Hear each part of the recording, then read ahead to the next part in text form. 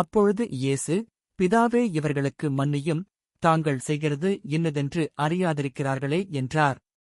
அவருடைய வஸ்திரங்களை அவர்கள் பங்கிட்டுச் சீட்டு போட்டார்கள். லூக்கா 23வது அதிகாரம் 34வது வசனம். Jesus said, Father, forgive them, for they do not know what they are doing.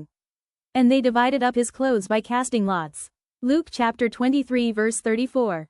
இயேசு அவனை நோக்கி, இன்றைக்கு நீ என்னுடனே கூட பரதீசிலிருப்பாய் என்று மெய்யாகவே உனக்குச் சொல்லுகிறேன் என்றார். லூக்கா 23வது அதிகாரம் 43வது வசனம். Jesus answered him, Truly I tell you, today you will be with me in paradise.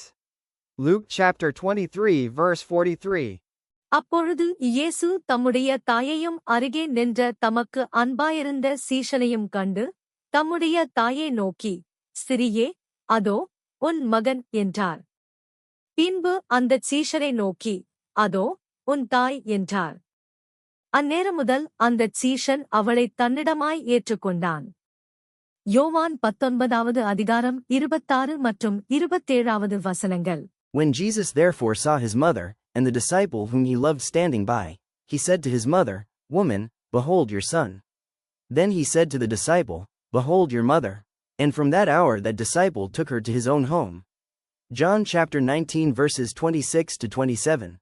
9ஆம் மணி நேரத்தில் இயேசு, ஏலி, ஏலி, லாமா சபக்தானி என்று மிகுந்த சத்தமிட்டு கூப்பிட்டார்.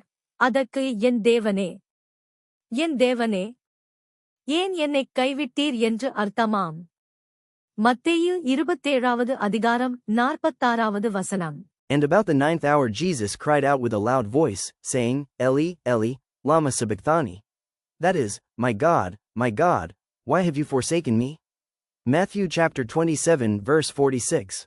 அதன் பின்பு, எல்லாம் முடிந்தது என்று இயேசு அறிந்து, வேதவாக்கியம் நிறைவேறத்தக்கதாக, தாகமாயிருக்கிறேன் என்றார்.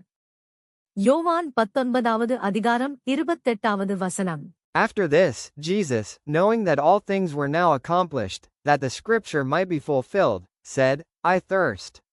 John chapter 19 verse 28.